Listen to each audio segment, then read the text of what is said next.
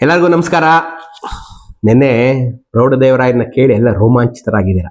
ಅವನ ಬಗ್ಗೆ ತುಂಬಾ ಇದ್ದಾರೆ ಹೇಳಕ್ಕೆ. ಪ್ರೌಢದೇವನ ಬಗ್ಗೆ ಅಂದ್ರೆ ಅವ್ನು ತುಂಬಾ ಹೊಗಳಿರೋದ್ರಿಂದ ಬರೀ ಹೊಗಳ್ತಾನೆ ಇರಬಾರ್ದು ಅಂತ ನಾನು ಅಲ್ಲಲ್ಲಿ ಅವನು ತುಂಬಾ ಸಾಹಿತ್ಯಕ್ಕೆ ತುಂಬಾ ಒಂದು ಪ್ರೋತ್ಸಾಹ ಕೊಟ್ಟ. ತುಂಬಾ ಜನ ಅವನ ಕಾಲದಲ್ಲಿ ಹರಳ್ಕೊಂಡ್ರು ಸಾಹಿತಿಗಳು, ಅವೆಲ್ಲ ಇದೆ. ಅದನ್ನೆಲ್ಲ ಒಂದು ಪಕ್ಕಕ್ಕಿಟ್ರೆ ಯಾವ್ಯಾವ ಗ್ರಂಥ ಯಾರ್ಯಾರು ಬರೆದ್ರು ಅವೆಲ್ಲ ಇದೆ ತುಂಬಾ.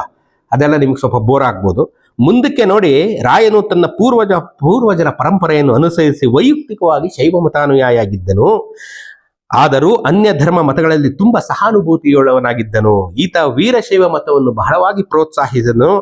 ಈತನ ಕಾಲದಲ್ಲಿ ವೀರಶೈವ ಮತವು ಬಹಳ ಉಚ್ಛ್ರಾಯ ಸ್ಥಿತಿಯನ್ನ ಪಡೆಯಿತು. ತಿಳಿದವ್ರು ಏನಪ್ಪ ಹೇಳ್ತಾರೆ ಅಂತಂದ್ರೆ, ಬಸವಣ್ಣ ಸ್ಥಾಪಿಸಿದಂಥ ಬಸವ ಧರ್ಮ, ಲಿಂಗಾಯತ ಧರ್ಮ ಅವಾಗ ನಾಶ ಆಗೋಗಿ ಪುನಃ ಪ್ರೌಢದೇವರ ಕಾಲದಲ್ಲಿ ಮೇಲೆದ್ದು ಯಡಿಯೂರು ಸಿದ್ಧಲಿಂಗೇಶ್ವರ ಕಾಲದಲ್ಲಿ ಎಲ್ಲ ಪ್ರಚಾರವಾಗಿದೆ ಅಂತ ಹೇಳ್ತಾರೆ. ಇವರು 3 ಜನನ್ನ ನಾವು ನೆನೆಸ್ಕೋಬೇಕು. ಬಸವ ಧರ್ಮ ಸ್ಥಾಪನೆ ಮಾಡಿದಂಥ ಬಸವ, ಧರ್ಮವನ್ನ ಪುನರುಜ್ಜೀವನ ಮಾಡಿದಂಥ ಪ್ರೌಢದೇವರಾಯ, ಈ ಧರ್ಮವನ್ನ ಎಲ್ಲ ಕಡೆ ಪ್ರಚಾರ ಮಾಡಿದಂಥ ದೇವಿ ಸ್ವರೂಪಿಯಾದಂಥ ಯಡಿಯೂರು ಸಿದ್ಧಲಿಂಗೇಶ್ವರರು. ಇವರು 3 ಜನ ಕಣ್ರಿ ಇದನ್ನ ತುಂಬಾ ಪ್ರಚಾರ ಮಾಡ್ದು. ಆಯ್ತಾ? ಈತನು ವೀರಶೈವ ಮತವನ್ನು ಸ್ವೀಕರಿಸಿದ್ದನು ಎಂದು ವೀರಶೈವ ಗ್ರಂಥಗಳಲ್ಲಿ ಹೇಳಲಾಗಿದೆ. ಇವನು ವೀರಶೈವನಾಗಿದ್ದ ಯಾರು? ಈ ಇಮ್ಮಡಿ ದೇವರಾಯ ಅಥವಾ ಪ್ರೌಢದೇವರಾಯ.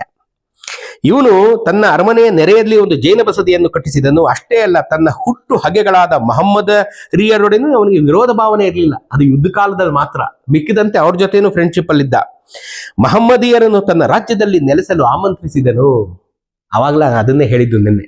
ಅವ್ರನ್ನೆಲ್ಲ ಕರೆದ, ಬಂದಿರಿ ಅಂತಂದ. ಅವ್ರಿಗೋಸ್ಕರ ಮಸೀದಿ ಕಟ್ಸ್ಕೊಟ್ಟ. ತನ್ನ ಪಕ್ಕದಲ್ಲಿ ಒಂದು ಕುರಾನ್ ಇಟ್ಕೊಂಡ. ಆ ಮುಸಲ್ಮಾನ್ ಸೈನಿಕರನ್ನ ತನ್ನ ಜೊತೆ ತನ್ನ ಸೈನ್ಯಕ್ಕೂ ಸೇರಿಸ್ಕೊಂಡ. ಎಲ್ಲರನ್ನ ಚೆನ್ನಾಗಿ ನೋಡ್ಕೊಂಡಿದ್ದ. ಉದಾರ ಹೃದಯನು ಪ್ರಜಾಬಾಂಧವನು ಆದ ಇಮ್ಮಡಿ ದೇವರಾಯನು 1446ರಲ್ಲಿ ದೈವಾಧೀನರಾಗರು. ಸಾಮ್ರಾಜ್ಯವು ಶೋಕಸಾಗರದಲ್ಲಿ ಮುಳುಗಿತು. 1446 ಅವನು ತೀರ್ಕೊಂಬಿಟ್ಟ. ಇಡೀ ಸಾಮ್ರಾಜ್ಯ ಶೋಕಸಾಗರದಲ್ಲಿ ಮುಳುಗಿತು. ಇಲ್ಲಿಗೆ ಇಮ್ಮಡಿ ದೇವರಾಯನ ಎಲ್ಲದಕ್ಕೂ ಹುಟ್ಟಿದ ಸೂರ್ಯ ಮುಳುಗಲೇಬೇಕಲ್ವೇನ್ರಿ? ಎಲ್ಲ ಒಳ್ಳೆಯದಕ್ಕೂ ಒಂದು ಅಂತ್ಯ ಇರುತ್ತೆ, ಕೆಟ್ಟದಕ್ಕೂ ಒಂದು ಅಂತ್ಯ ಇರುತ್ತೆ ಅಲ್ವಾ? ಹಾಗೆ ಒಳ್ಳೆಯದರ ಅಂತ್ಯ ಅಂತ ನಾವು ಭಾವಿಸ್ಬೋದು. ಮುಂದಕ್ಕೆ ನೋಡೋಣ. ಅವನ ಒಬ್ಬನೇ ಮಗನಾದಂಥ ಮಲ್ಲಿಕಾರ್ಜುನ ರಾಯ 1446 ಇಂದ 66 20 ವರ್ಷ ರಾಜ್ಯ ಆಳ್ದ. ಇಮ್ಮಡಿ ದೇವರಾಯನ ಒಬ್ಬನೇ ಮಗ. ಅವನ ಹೆಸರನ್ನ ಇಮ್ಮಡಿ ಪ್ರೌಢದೇವರಾಯ ಅಂತಲೂ ಕರೀತಾರೆ. ಅವನ ಹೆಸರು ಮಲ್ಲಿಕಾರ್ಜುನ ರಾಯ ಅಂತ. ಈ ಮಲ್ಲಿಕಾರ್ಜುನ ರಾಯ ಬಂದ ತಕ್ಷಣ ಏನಾಗುತ್ತೆ ನೋಡ್ರಿ. ಇಲ್ಲಿ ನೋಡಿ ಏನಾಗುತ್ತೆ ಅಂತಂದ್ರೆ, ಮಾಸ್ಟರ್ ಕ್ಲಾಸಿಂದ ಆಚೆ ಹೋಗ್ತಾರೆ. ಅವ್ರೇನ್ ಮಾಡ್ತಾರೆ, ಒಬ್ಬ ಸ್ಟೂಡೆಂಟ್ನೇ ನೀನು ಕ್ಲಾಸ್ ಲೀಡರ್ ಅಂತ ಮಾಡ್ಬಿಟ್ಟು, ಕ್ಲಾಸ್ ಮಾನಿಟರ್ ಅಂತ ಮಾಡ್ಬಿಟ್ಟಿರ್ತಾರಲ್ಲ, ಅವನು ಎಂತ ಘನಬಾರಿನೇ ಕ್ಲಾಸ್ ಮಾನಿಟರ್ ಆಗಿರ್ಲಿ, ಟೀಚರ್ ಈಚೆ ಹೋದ ತಕ್ಷಣ ನಾವು ಗಲಾಟೆ ಮಾಡದೆ ಅಲ್ವಾ? ಹಂಗೆ ಕ್ಲಾಸ್ ಟೀಚರ್ ಈಚೆ ಹೋದ ತಕ್ಷಣ ಗಲಾಟೆ ಶುರು ಆಗುತ್ತೆ. ಅಂದ್ರೆ ಪ್ರೌಢದೇವರಾಯ ತೀರ್ಕೊಂಡ ತಕ್ಷಣ ರಾಜ್ಯದಲ್ಲಿ ದಂಗೆ ಹೇಳಕ್ ಶುರು ಆಗುತ್ತೆ. ಅದು ಅತ್ಯಂತ ಸಹಜವಾದದ್ದು. ನಮ್ಮೆಲ್ಲರ ನಡವಳಿಕೆ ಹಂಗೆ ಅಲ್ವೇನ್ರಿ? ಕ್ಲಾಸ್ ರೂಮಲ್ಲಿ ನಾವೇನು ಟೀಚರ್ ಆಚೆ ಹೋದ ತಕ್ಷಣ ಗಲಾಟೆ ಮಾಡ್ತೀವೋ, ಹಂಗೆ ರಾಜ್ಯದಲ್ಲಿ ರಾಜ ತೀರ್ಕೊಂಡ ತಕ್ಷಣ ಗಲಾಟೆ ಶುರು ಆಗುತ್ತೆ. ಏನ್ ಗಲಾಟೆ? ಮಲ್ಲಿಕಾರ್ಜುನ ರಾಯರು ಹೊಸದಾಗಿ ಪಟ್ಟಕ್ಕೆ ಬಂದಿದ್ದಾರೆ, ಅವ್ರಿಗೆಲ್ಲ ಕಾಣಿಕೆಗಳನ್ನ ಕೊಡಬೇಕು, ದುಡ್ಡು ಕೊಡಿ ಅಂತ ನನ್ನ ಮಕ್ಕಳು ಸೈನಿಕರು ಕೆಲವರು ರೋಲ್ ಕಾಲ್ ಮಾಡಕ್ ಶುರು ಮಾಡ್ಬಿಡದೆ ನೋಡ್ರಿ. ಎಲ್ರು ಒಳ್ಳೆಯವರಲ್ಲ ಅಂತ ನೋಡಿ. ಒಂದ್ ಕೈಯಲ್ಲಿ ಒಂದು ಬೆರಳೆ, ಎಲ್ಲ ಬೆರಳುಗಳೇ ಒಂಥರ ಇಲ್ಲ. ಇನ್ ಸೈನಿಕರದೇನ್ ಕತೆ? ಹೊಸದಾಗಿ ಮಲ್ಲಿಕಾರ್ಜುನ ರಾಯರು ಪಟ್ಟಕ್ಕೆ ಬಂದಿದ್ದಾರೆ, ಅವ್ರಿಗೆ ನಾವೆಲ್ಲ ಕಾಣಿಕೆಗಳನ್ನು ಕೊಡಬೇಕಿದೆ, ಎಲ್ಲ ತೆಗಿರಿ ಕಾಸು ಅಂದ್ಬಿಟ್ಟು ರೋಲ್ ಕಾಲ್ ಶುರು ಮಾಡ್ಬಿಟ್ಟು ಜನ ಎಲ್ಲ ಊರೇ ಬಿಟ್ಟೋದ್ರಂತೆ. ತುಂಬಾ ಜನ ಎಲ್ಲಿಂದ ಕೊಡ್ತಾರ್ರಿ? ಎಲ್ಲಿಂದ ಕೊಡ್ತಾರೆ? ಅವ್ರಿಗೇನು ವೀಕೆಂಡ್ ಪೇಮೆಂಟಾ, ಮಂತ್ಲಿ ಸ್ಯಾಲ್ರಿನ? ಏನಿತ್ತಾಗ? ಏನು ಇಲ್ಲ. ಬಂದ್ರಂಟು ಬರ್ದೇ ಇರಲಿಲ್ಲ. ಹೊಸ ರಾಜನು ಪಟ್ಟಕ್ಕೆ ಬರಲು ಆತನಿಗೆ ಕಾಣಿಕೆಗಳನ್ನು ಸಲ್ಲಿಸಬೇಕೆಂಬ ನೆವದಿಂದ ಅಧಿಕಾರಿಗಳು ಪ್ರಜೆಗಳಿಂದ ಬಲಾತ್ಕಾರವಾಗಿ ಹಣಗಳನ್ನು ಎತ್ತುವ ದುಷ್ಟ ರೂಢಿಯು ಅಲ್ಲಲ್ಲಿ ಪ್ರಚುರಗೊಂಡಿತ್ತು. ದುಷ್ಟ ರೂಢಿ ಅಲ್ಲಲ್ಲಿ ಶುರುವಾಯಿತು. ಇದಕ್ಕಾಗಿ ಜನರು ಬೇಸತ್ತು ಮನೆಮಾರುಗಳನ್ನು ಬಿಟ್ಟು ಓಡಿ ಹೋಗಿ ಊರುಗಳು ಹಾಳಾದ ಸಂದರ್ಭದಲ್ಲಿಯೂ ಕೆಳಗಡೆ ಉಂಟಾಗಿದ್ವು. ಅಂದ್ರೆ ಇಡೀ ಊರೇ ನಾಶ ಆಗೋಯ್ತಂತೆ ಕಣ್ರಿ. ಜನ ಊರೇ ಬಿಟ್ಟು ಹೊಟ್ಟೋದ್ರು. ಬೇಡವೇ ಬೇಡ, ನಾವು ದುಡ್ಡು ಕೊಡೋದು ಬೇಡ, ರಾಜನ ಕಾಣಿಕೆ ಕೊಡೋದು ಬೇಡ, ಜೀವ ಉಳಿಸ್ಕೊಂಡ್ರೆ ಸಾಕು ಅಂತ. ಇದು ರಾಜನಿಗೆ ಗೊತ್ತಾಗಿ ಅವ್ರನ್ನೆಲ್ಲ ಮಟ್ಟ ಹಾಕಿ, ಅವ್ರನ್ನೆಲ್ಲ ಗುದ್ಮಿ ತಲೆ ಕತ್ತರಿಸಿ ಶಿರಶ್ಛೇದ ಮಾಡಿ ಜೈಲ್ಗೆ ಹಾಕಿ ಶಾಂತಿಯನ್ನು ಉಂಟು ಮಾಡಿ ಜನಗಳಿಗೆಲ್ಲ ವಾಪಸ್ ಹೇಳಿ, ಬಂದ್ರಪ್ಪ ಅಂಥದ್ದೇನು ಇಲ್ಲ, ನಿಮ್ಮ ದುಡ್ಡು ಏನು ನನಗೆ ಬೇಕಾಗಿಲ್ಲ, ನನಗೆ ನಮ್ಮಪ್ಪ ಬೇಜಾನ್ ಮಾಡಿಟ್ಬಿಟ್ಟು ಹೋಗೋನು, ಶ್ರೀಲಂಕಾದಿಂದ ಬರ್ಮಾ ತನಕ ನನಗೆ ಕಪ್ಪ ಕಾಣಿಕೆ ಬರುತ್ತೆ, ನಿಮ್ಮ ದುಡ್ಡು ತಗೊಂಡು ನಾನೇನು ರಯ್ಯ ಮಾಡಲಿ ಅಂತ ಹೇಳಿ ಅವರನ್ನ ಕರ್ಕೊಂಡು ವಾಪಸ್ ಬಂದು ಮತ್ತೆ ಶಾಂತಿಯನ್ನು ಉಂಟು ಮಾಡಿದನು. ಇಷ್ಟರಲ್ಲಿ ರಣಗೊಂಬು ರಣಗೊಂಬು ಅಂದ್ರೆ ತುತ್ತೂರಿ, ಯುದ್ಧದ ಕಾರ್ಮೋಡ ಕವಿತಂತೆ. ಯಾಕೆ ಅಂತಂದ್ರೆ, ಈ ಮಲ್ಲಿಕಾರ್ಜುನ ರಾಯ ಬಂದ ತಕ್ಷಣ ಹೊಸಬ ಬಂದ್ರು ಅಟ್ಯಾಕ್ ಮಾಡೋಣ ಅಂತ ಅಕ್ಕಪಕ್ಕದವ್ರು ಬಂದ್ರು. ಬಹುಮನಿ ಸುಲ್ತಾನನಾದ ಅಲ್ಲಾವುದ್ದೀನನು ಒರಿಸ್ಸಾದ ರಾಜನಾದ ಗಜಪತಿ ಕಪಿಲೇಶ್ವರ ಗಜಪತಿ, ಅವ್ರಿಗೆಲ್ಲ ಒರಿಸ್ಸಾದವ್ರಿಗೆ ಈ ಗಜಪತಿ ಅನ್ನೋದೊಂದು ಫ್ಯಾಮಿಲಿ ನೇಮ್. ಎಲ್ಲಾರು ಅವ್ರ ಹೆಸರು ಪಕ್ಕ ಗಜಪತಿ. ಇವನು 1ನೇ ಗಜಪತಿ ಕಪಿಲೇಶ್ವರನು ಒಡಗೂಡಿ ವಿಜಯನಗರದವರು ಈಸ್ಟರ್ನ್ ಕೋಸ್ಟ್ ಇಟ್ಕೊಂಡಿರ್ತಾರಲ್ಲ, ಅದನ್ನ ನಮಗೆ ಬಿಟ್ಕೊಡ್ಬೇಕು ಅಂತ ಯುದ್ಧ ಶುರು ಮಾಡ್ತಾರೆ. ಯುದ್ಧ ಶುರು ಮಾಡಿದಾಗ ಗುಂಟೂರು ಜಿಲ್ಲೆ ವಿನುಕೊಂಡ ಎಂಬ ಸ್ಥಳದಲ್ಲಿ ಇವರು ಬಂದು ಅಟ್ಯಾಕ್ ಮಾಡಿದಾಗ ಇನ್ನೂ ಎಳೆಯನಾದ ಮಲ್ಲಿಕಾರ್ಜುನನು ವಿಜಯನಗರದ ಒಡೆಯನಾದುದನ್ನು ಕಂಡು ಈ ರಾಜರ ಸಂಕಲ್ಪವು ಕೊನರಿತು. ಗೆಲುವಿನ ಹುಮ್ಮಸ್ಸಿನಿಂದ ಉಭಯ ಸೇನೆಯ ರಾಜರುಗಳು ವಿಜಯನಗರಾದ್ಯಂತ ಹೊಕ್ಕು ರಾಜಧಾನಿಯನ್ನು ಮಿತ್ರಿ ಹಾಕಿದವು. ಗವಿಯಿಂದ ಹೊರಬೀಳುವ ಸಿಂಹದಂತೆ ರಾಯನು ರಾಜಧಾನಿಯಿಂದ ಹೊರಟು ಉಭಯ ದಳಗಳ ಮೇಲೆ ಎರಗಿದನು. ಅವನು ಇಮ್ಮಡಿ ದೇವರಾಯನ ಮಗ ಕಣ್ರಿ, ಸಿಂಹದ ಮರಿ. ಅವನೇನ್ ಸಾಮಾನ್ಯ ಅಲ್ಲ, ಅದು ಚಿಕ್ಕ ಹುಡುಗ ಅಂದ್ಬಿಟ್ಟು ಇವ್ರು ಬರ್ತಾರೆ, ಸರಿಯಾಗಿ ಏಟ್ ತಿಂತಾರೆ. ಪ್ರಚಂಡವಾದ ಈತನ ಹಠಾಟೋಪವನ್ನು ಸಹಿಸಲಾರದೆ ಶತ್ರು ಸೈನ್ಯವು ಚದುರಿ ಹೋಯಿತು. ರಾಜರಿಬ್ಬರಿಗೆ ಜೀವ ಉಳಿಸ್ಕೊಂಡ್ರೆ ಸಾಕಪ್ಪ ಅಂತೇಳಿ ಆ ಬಹುಮನಿ ಸುಲ್ತಾನ್ ಅಲ್ಲಾವುದ್ದೀನನು ಮತ್ತೆ ಗಜಪತಿ ಕಪಿಲೇಶ್ವರನು ಇದ್ದಂಗಿದ್ದ ಘಟ ಇದ್ರೆ ಮಠ ಅಂತ ಎಲ್ಲ ಎಸ್ಕೇಪ್ ಆಗ್ಬಿಡ್ತಾರೆ ನೋಡ್ರಿ. ಮುಂದೆ ಸುಲ್ತಾನ್ ಅಲ್ಲಾವುದ್ದೀನ್ ಮೃತಾನ್, ಅವನು ಸತ್ತೋಗ್ತಾನೆ. ಬಹುಮನಿ ಸುಲ್ತಾನ್ ಅವನು ಸತ್ತೋಗ್ತಾನೆ 1456 ಅಲ್ಲಿ. ಅವನ ಮಗ ಹಿಂಸಾ ವಿನೋದಿಯಾದ ಹಿಂಸೆಯನ್ನೇ ಆನಂದಿಸುವಂತ ಹುಮಾಯೂನನು ಪಟ್ಟಕ್ಕೆ ಬಂದನು. ಹುಮಾಯೂನ್ ಅಂತ ಅವನ ಮಗನ ಹೆಸರು. ಆ ಹುಮಾಯೂನ್ ಅಲ್ಲ, ಮುಘಲ್ ಹುಮಾಯೂನ್ ಅಲ್ಲ, ಇವನ್ ಬೇರೆ ಹುಮಾಯೂನ್. ಇವನ್ 1456 ಅಲ್ಲಿ ಬರ್ತಾನೆ. ಬಂದ ತಕ್ಷಣ ದೇವರಕೊಂಡಕ್ಕೆ ಮುತ್ತಿಗೆ ಹಾಕಿದನು. ಈ ದೇವರಕೊಂಡ ಅಂತ ಏನೋ ಕೇಳಿದಿರಲ್ಲ, ಎಲ್ಲೇಳಿ? ಅಲ್ಲೇ ರೀ, ವಿಜಯ್ ದೇವರಕೊಂಡ. ಅದೇ ದೇವರಕೊಂಡ ಇದು. ವಿಜಯ್ ದೇವರಕೊಂಡ ಈ ದೇವರಕೊಂಡದವನು. ದೇವರಕೊಂಡ ಗುಂಟೂರು ಜಿಲ್ಲೆಯಲ್ಲಿ ಇವತ್ತಿರುವಂತ ದೇವರಕೊಂಡಕ್ಕೆ ಮುತ್ತಿಗೆ ಹಾಕಿದನು. ಆದರೆ ವಿಜಯನಗರದ ಹೊಡೆತಕ್ಕೆ ಸೋತು ಅಪಮಾನ ಹೊಂದಿ ಹಿಂತೆಗೆಯಬೇಕಾಯಿತು. ಹುಮಾಯೂನನು 1461 ಮಡಿದನು. ಸದ್ಯ ಬೇಗುಂಟೋದ ಇವನು. ತರುವಾಯ ಸುಲ್ತಾನನ ನಿಜಾಮ್ ಶಾ ಅವನು ಬರ್ತಾನೆ, ಅವನು ತೀರ್ಕೋತಾನೆ. ಹೀಗೆ ಅವು ಬಹುಮನೀಸಲ್ಲಿ ಅಲ್ಲೇನೆ ಒಡಕುಂಟಾಗ್ಬಿಡುತ್ತೆ. ಬಹುಮನೀಸಲ್ಲಿ ಒಡಕುಂಟಾದುದರಿಂದ ಅವನು ತನ್ನ ದಕ್ಷಿಣದ ದಿಗ್ವಿಜಯ ಮಹತ್ವಾಕಾಂಕ್ಷೆಯನ್ನು ಈಡೇರಿಸುವ ಉದ್ಯೋಗಕ್ಕೆ ತೊಡಗಿದನು. ಅಂದ್ರೆ ಬಹುಮನೀಸೆಲ್ಲ ಒಡಕುಂಟಾಗ್ಬಿಟ್ಟು ಅವ್ರೇನು ಮಾಡದೇ ಇದ್ದಾಗ ಈ ನಮ್ಮ ಮಲ್ಲಿಕಾರ್ಜುನ ರಾಯ ಮತ್ತೆ ದಕ್ಷಿಣದ ದಿಗ್ವಿಜಯವನ್ನ ಮಾಡ್ತಾನೆ. ವಿಜಯನಗರದ ಇಲ್ಲಿ ನೋಡ್ರಿ, ಇಲ್ಲೇನಾಗೋಗುತ್ತೆ ಇಂಥ ಕಾಲದಲ್ಲಿ ಈ ಕಪಿಲೇಶ್ವರನಿಗೆ, ಯಾರು ಕಪಿಲೇಶ್ವರ, ಗಜಪತಿ ಕಪಿಲೇಶ್ವರ ಇರ್ತಾನಲ್ಲ, ಯಾರು ಒರಿಸ್ಸಾದ ರಾಜ, ಅವನಿಗೆ ಈ ಬಹುಮನೀಸಿಂದ ಸಪೋರ್ಟ್ ಸಿಗಲ್ಲಕ್ಕೆ ಅಲ್ಲಲ್ಲೇ ಒಳಜಗಳಗಳು, ಸಾವುಗಳು. ಇವನೇನ್ ಮಾಡ್ತಾನೆ, ತಾನೊಬ್ಬನೇ ಅಟ್ಯಾಕ್ ಮಾಡ್ಬಿಡ್ತಾನೆ. ಎಲ್ಲಿಂದ ಅಟ್ಯಾಕ್ ಮಾಡ್ತಾನೆ? ಒರಿಸ್ಸಾದಿಂದ ಈಸ್ಟ್ ಕೋಟೆಯಿಂದ ಸೀದಾ ಕಂಚಿಗೆ ಬಂದ್ಬಿಡ್ತಾನೆ. ಮ್ಯಾಪ್ ನೋಡಿ ಈಗ ನೀವು, ಒರಿಸ್ಸಾದಿಂದ ಸೀದಾ ಡೌನು ಕಂಚಿ, ತಮಿಳ್ನಾಡಿಗೆ ಕಂಚಿಗೆ ಬಂದು ಅಟ್ಯಾಕ್ ಮಾಡ್ತಾನೆ ರೀ ಅವನು. ಯಾರು? ಗಜಪತಿ ಕಪಿಲೇಶ್ವರ. ದಂಡಿನ ಉಪಟಳದಿಂದ ಜನರು ಸಂತ್ರಸ್ತರಾಗಿ ಊರು ಮನೆಗಳನ್ನು ಬಿಟ್ಟು ಹೋದರು. ಎಷ್ಟೋ ಗುಡಿಗಳಲ್ಲಿ ಧಾರ್ಮಿಕ ವಿಧಿವಿಧಾನಗಳು ನಿಂತು ಹೋದವು. ಮುಸಲ್ಮಾನರು ಸೈನಿಕರು ಬಂದಷ್ಟೇ ಮಾಡಿಲ್ಲ, ಹಿಂದೂಗಳು ರಾಜರು ಬಂದು ಅದನ್ನು ನಿಲ್ಲಿಸಿದ್ದಾರೆ. ಇದು ನಾಚಿಗೇಡಿನ ಸಂಗತಿ. ನಾವೇನ್ ತಿಳ್ಕೋಬೇಕು ಇಲ್ಲಿ? ಯಾವನೇ ಆಗ್ಲಿ ರಾಜ ದುಡ್ಡುಗೋಸ್ಕರ ಏನ್ ಬೇಕಾದ್ರೂ ಮಾಡಕ್ ಸಿದ್ಧ ಆಯ್ತ ಅಂತ ಇದರ ಅರ್ಥ. ಮಧುರೈ ಸುಲ್ತಾನೇಟು ಮಧುರೈ ಮೀನಾಕ್ಷಿ ದೇವಸ್ಥಾನದಲ್ಲಿ 60 ವರ್ಷ ದೀಪ ಹಚ್ಚಕ್ಕೆ ಬಿಟ್ಟಿರ್ಲಿಲ್ಲ. ಮಧುರೈ ಸುಲ್ತಾನೇಟ್ಗೆ ಹೆದರಿ ಶ್ರೀರಂಗಮ್ಮಲ್ಲಿದ್ದಂತೆ ಶ್ರೀರಂಗನಾಥ ಸ್ವಾಮಿಯನ್ನ ತಿರುಪತಿಗೆ ಹೋಗಿ ಔಸಿಟ್ಟಿದ್ರು ಅಂತ ನಾನು ಹೇಳಿರ್ಲಿಲ್ವೇ? ಆಗ ನೀವೆಲ್ಲ ಹೊಟ್ಟೆ ಕಿವುಚ್ಕೊಂಡಿದ್ರಲ್ಲ. ಈಗಲೂ ಹಂಗೇನೆ. ಈ ಗಜಪತಿ ಕಪಿಲೇಶ್ವರ ಬಂದು ಕಂಚಿಗೆ ಅಟ್ಯಾಕ್ ಮಾಡಿದಾಗ ಜನ ಊರೇ ಬಿಟ್ಟೊಟ್ಟೋಗಿ ಎಷ್ಟೋ ಗುಡಿಗಳಲ್ಲಿ ಧಾರ್ಮಿಕ ವಿಧಿವಿಧಾನಗಳು ನಿಂತು ಹೋದವು. 61 62 1461 to 62 ನೋಡ್ರಿ. ಈ ತರ ಆಗಿ ನಿಂತೋಗಿದ್ದಂಥ ಕಾಲಕ್ಕೆ ಈ ಮಲ್ಲಿಕಾರ್ಜುನ ರಾಯ ಆಳ್ವಿಕೆಗೆ 20 ವರ್ಷಗಳು ಸಲ್ಲುವಷ್ಟರಲ್ಲಿ ಅವನ ಸಿಂಹಾಸನವು ಅದುರಿತು. ಯಾರನ್ನು ನೆಮ್ಮದಿಯಾಗಿ ನೆಮ್ಮದಿಯಾಗಿರಕ್ ಬಿಡಲ್ಲ. ಹುಟ್ತಾ ಅಣ್ತಂದಿರು ಬೆಳೀತಾ ದಾಯಾದಿಗಳು ಅನ್ನೋದನ್ನ ಬರೆದಿಟ್ಕೊಂಬಿಡಿ. ಅದಕ್ಕೆ ವೇದ ಸುಳ್ಳಾದ್ರೂ ಗಾದೆ ಸುಳ್ಳಾಗಲ್ಲ ಅಂತ ನಮ್ಮ ಹಿರಿಯರು ಮಾಡಿರೋದು. ಆಯ್ತಾ? ರಾಯನ ಚಿಕ್ಕಪ್ಪನ ಮಗನಾದ ಮುಮ್ಮುಡಿ ವಿರೂಪಾಕ್ಷನು ರಾಜಮುಕುಟವನ್ನು ಸೆಳೆದುಕೊಳ್ಳಲು ಹೊಂಚು ಹಾಕಿದನು. ಅವನ ಕಸಿನ್ ವಿರೂಪಾಕ್ಷ. ಯಾರು? ಮುಮ್ಮಯ್ಯರು. ಇವನು ಯಾರು? ಮಲ್ಲಿಕಾರ್ಜುನ ರಾಯನ ಕಸಿನ್ನು ವಿರೂಪಾಕ್ಷ ರಾಯ ಅನ್ನೋನು ರಾಜಮುಕುಟವನ್ನು ಸೆಳೆದುಕೊಳ್ಳಲು ಹೊಂಚು ಹಾಕಿದನು. ಈತನು ಇಮ್ಮಡಿ ದೇವರಾಯನ ತಮ್ಮನಾದ ಪ್ರತಾಪ ದೇವರಾಯನ ಮಗ. ಇಮ್ಮಡಿ ದೇವರಾಯನ ಕೊಲ್ಲಬೇಕು ಅಂತಿದ್ನಲ್ಲ ಶ್ರೀಗಿರಿ, ಅವನ ಮಗ. ಅಪ್ಪನೂ ಹಂಗೆ, ಮಗನೂ ಹಿಂಗೆ. ಅಪ್ಪ ಪ್ರೌಢದೇವರಾಯನ್ ಕೊಲ್ಲಕ್ ಹೊಂಚಾಗ್ದ, ಅವನ ಮಗ ಮಲ್ಲಿಕಾರ್ಜುನ ರಾಯನ್ ಕೊಲ್ಲಕ್ ಹೊಂಚಾಗ್ದ. ನೋಡ್ರಿ ವಿಲನ್ ಮಗ ವಿಲನ್. ಗ್ರೇಟ್. ಓಕೆ, ಆಯ್ತಾ? ಸೊ ಇದನ್ನ ಏನು ಮಾಡಕ್ಕಾಗಿಲ್ಲ. ಸೊ ಮಲ್ಲಿಕಾರ್ಜುನನ ಆಳ್ವಿಕೆಯಲ್ಲಿ ಶೈಥಿಲ್ಯ ಉಂಟಾಗಲು ಅವನು ರಾಜ್ಯವನ್ನ ಅಪಹರಿಸಿದನು. ಮಲ್ಲಿಕಾರ್ಜುನನು ಈ ಕುತಂತ್ರಕ್ಕೆ ಸೋತು ರಾಜ್ಯ ಭ್ರಷ್ಟನಾಗಿ ರಾಜಧಾನಿಯನ್ನು ಬಿಟ್ಟು ತೆರಳಿದನು. ವಿರೂಪಾಕ್ಷನು ಮಲ್ಲಿಕಾರ್ಜುನ ಪಕ್ಷದವರನ್ನು ವಧಿಸಿ ವಿಜಯನಗರದಲ್ಲಿ ಆಳತೊಡಗಿದನು. ಈ ವಿರೂಪಾಕ್ಷರಾಯ. ಅವನು 1466 ಇಂದ 1485 ವರೆಗೆ ಆಳ್ತಾನೆ. ಅವನು 1466 ಅಲ್ಲಿ ಚೆನ್ನಾಗಿ ಆಳ್ವಿಕೆ ಮಾಡ್ಕೊಂಡಿದ್ದಂತ ಮಲ್ಲಿಕಾರ್ಜುನ ರಾಯನನ್ನ ಒದ್ದೋಡಿಸಿ ರಾಜ್ಯಭ್ರಷ್ಟನನ್ನಾಗಿ ಮಾಡಿ ತಾನು ಬಂದು ಸಿಂಹಾಸನ ಮೇಲೆ ಕೂತ್ಕೊತಾನೆ. ಇದರ ಅರ್ಥ ಏನು? Survival of the fittest. Survival of the fittest. ಯಾರು ಬಲಶಾಲಿಗಳೋ ಅವರು ರಾಜ್ಯವನ್ನು ಆಳ್ತಾರೆ.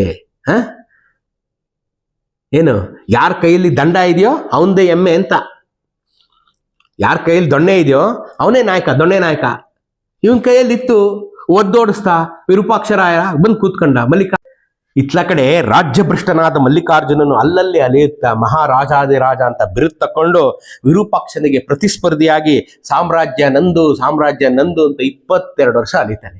ಕಂಚಿಯವರೊಬ್ರು ಇವನಿಗೆ ನಿಷ್ಠರಾಗಿ ಉಳಿತಾರೆ. ಅವನು ಎಲ್ಲಿ ಸತ್ನೋ ಏನ್ ಕಥೆನೋ ಗೊತ್ತಿಲ್ಲ. ರಾಜ್ಯಭ್ರಷ್ಟನಾದ್ಮೇಲೆ ಅವನು ವಾಪಸ್ ಕಾಣಿಸ್ಕೊಳ್ಳಲ್ಲ.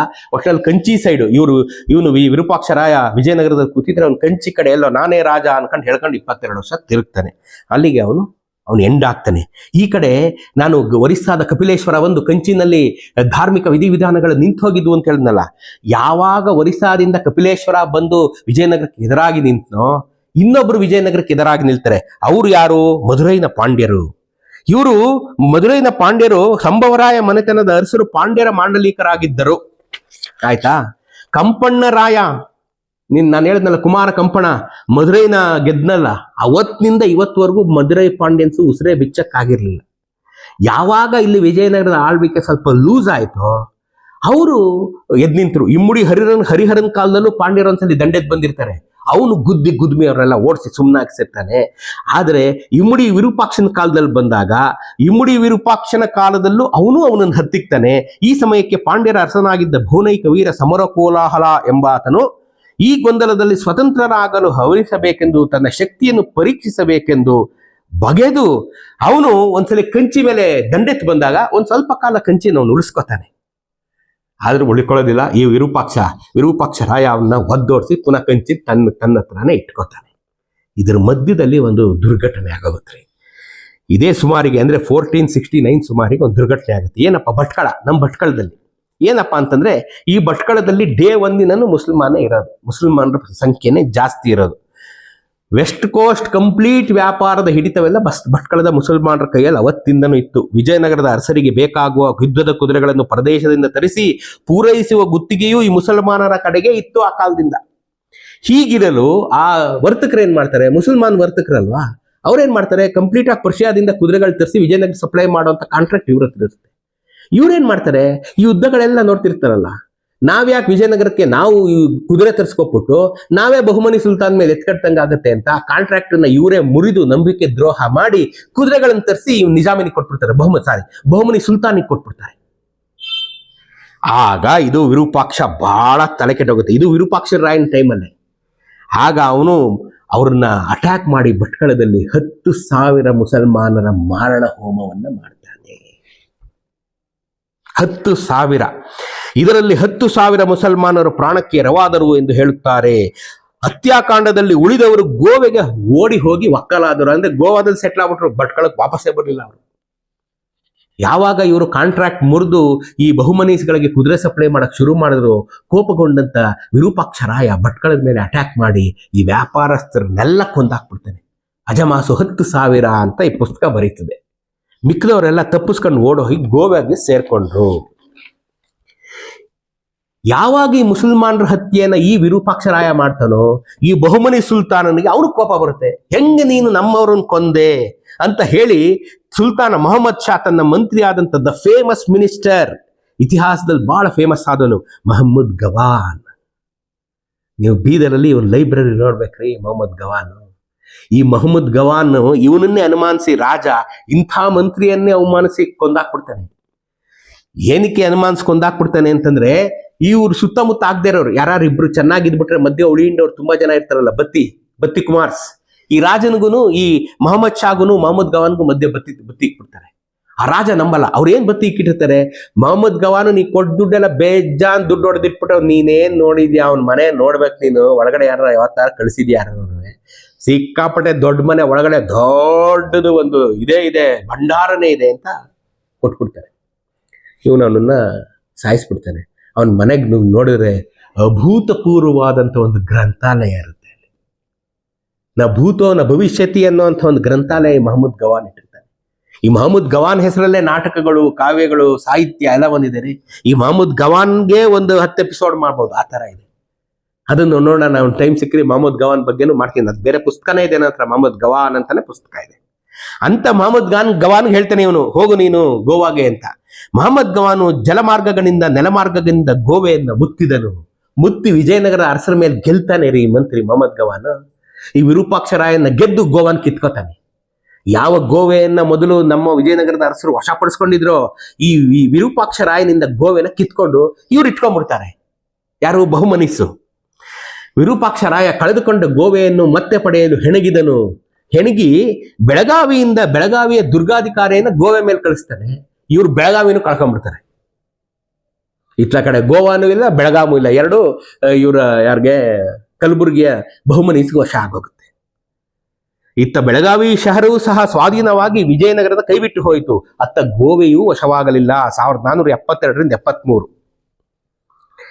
ಮತ್ತೊಂದು ಸಲಿ ಗೋವೆಯನ್ನು ಮಿತ್ತೋದಕ್ಕೆ ಪ್ರಯತ್ನ ಮಾಡ್ತಾರೆ. ಅಷ್ಟೊತ್ತಿಗಾಗಲೇ ಮಹಮ್ಮದ್ ಶಾ ಮೃತನಾದುದರಿಂದ ಸಹಾಯಕ ದಳವು ಬರಲಿಲ್ಲ. ಆದರೂ ಗೋವೆಯು ವಿಜಯನಗರದ ಕೈಗೆ ಬರದೆ ಮಹಮ್ಮದರ ವಶದಲ್ಲಿಯೇ ಉಳಿಯಿತು. ಈ ನಡುವೆ ದಕ್ಷಿಣ ಭಾರತದಲ್ಲಿ ಭೀಕರವಾದ ಬರಗಾಲ ಒಂದು ಬಂದಿತು. ಯಾವಾಗ? 1575ರಿಂದ 76ರಲ್ಲಿ.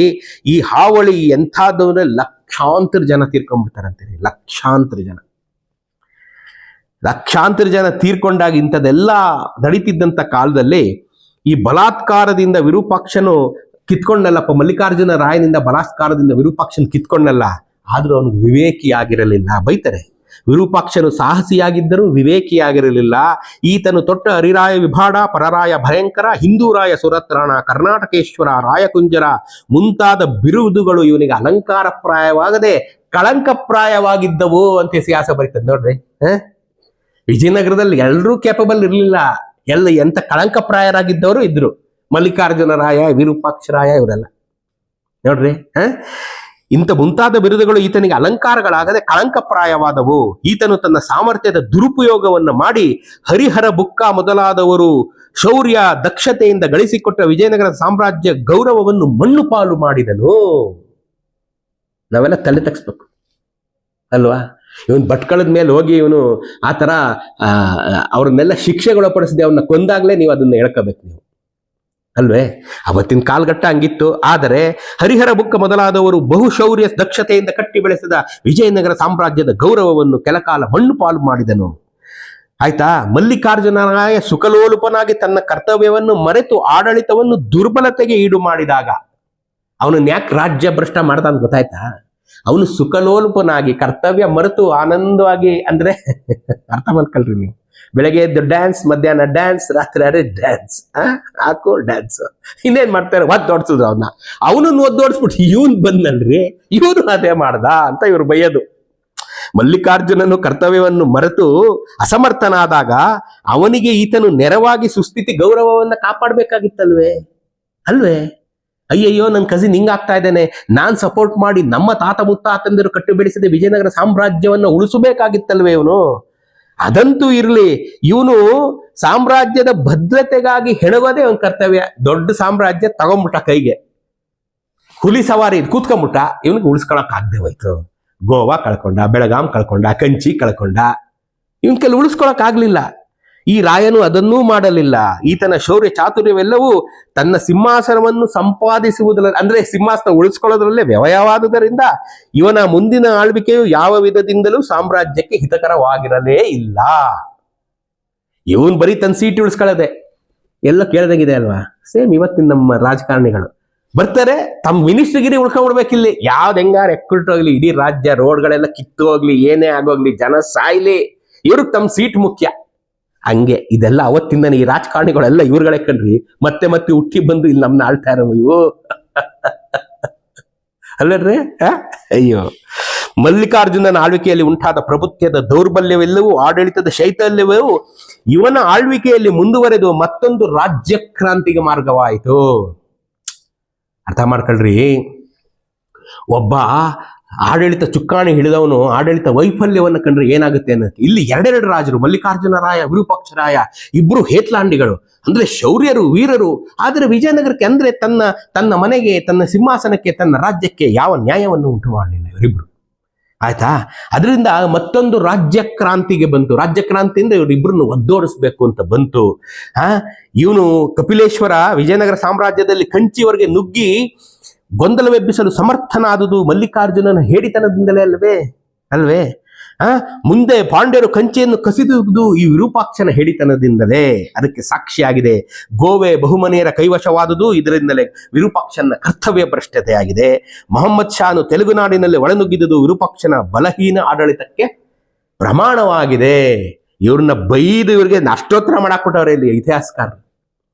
ಇವರೆಲ್ಲ ಒಂದೊಂದೇ ಪೇಜ್ ಬರ್ದಿರೋದು ಇವನ ಬಗ್ಗೆ. ಇವರೆಲ್ಲ ಒಂದು ಪೇಜ್ ಎಲ್ಲ ಮುಗಿಸ್ಬಿಟ್ಟಿದ್ದಾರೆ.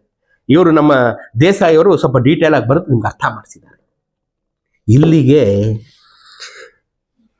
ತುಂಬಾ ಅದ್ಭುತವಾಗಿ ಜನಿಸಿದಂತ ಸಂಗಮ ವಂಶ, ತುಂಬಾ ಅದ್ಭುತವಾಗಿ ಆಡಳಿತ ನಡೆಸಿದಂತ ಸಂಗಮ ವಂಶ ತುಂಬಾ ಬಲಹೀನವಾಗಿ ವಂಶ ಮುಗಿಯಿತು. ಸಂಗಮ ವಂಶದ ಕೊನೆ ಈ ರೀತಿಯಾಗಿ ತಲೆ ತಗ್ಗಿಸುವ ರೀತಿಯಲ್ಲಿ ಆಯಿತು. ಎಂಥದ್ದು! 1ನೇ ಹರಿಹರ, 1ನೇ ಬುಕ್ಕ, 2ನೇ ಬುಕ್ಕ, ಕುಮಾರ ಕಂಪಣ, 2ನೇ ಹರಿಹರ ರಾಯ, ಪ್ರೌಢ ದೇವರಾಯ, 1ನೇ ದೇವರಾಯ, ಎಂತೆಂಥ ವೀರಾದಿ ವೀರರು ಬಂದು ವಿಜಯನಗರ ಸಾಮ್ರಾಜ್ಯದ ಖ್ಯಾತಿಯನ್ನ ದಶದಿಕ್ಕುಗಳಲ್ಲಿ ಹರಡಿದ್ರು.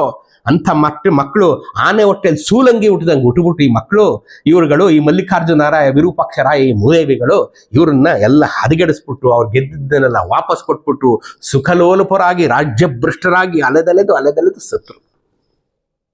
ಸಂಗಮ ವಂಶ ಬಹಳ ಬೇಜಾರಾಗಿ, ಅದು ಸೂರ್ಯಾಸ್ತದ ಗಳಿಗೆಯಲ್ಲಿ ಬಹಳ ಬೇಸರದಿಂದ, ನೋವಿನಿಂದ ಸಂಗಮ ವಂಶಕ್ಕೆ ಈಗ ನಾನು ವಿದಾಯ ಹೇಳಬೇಕಾಗಿದೆ.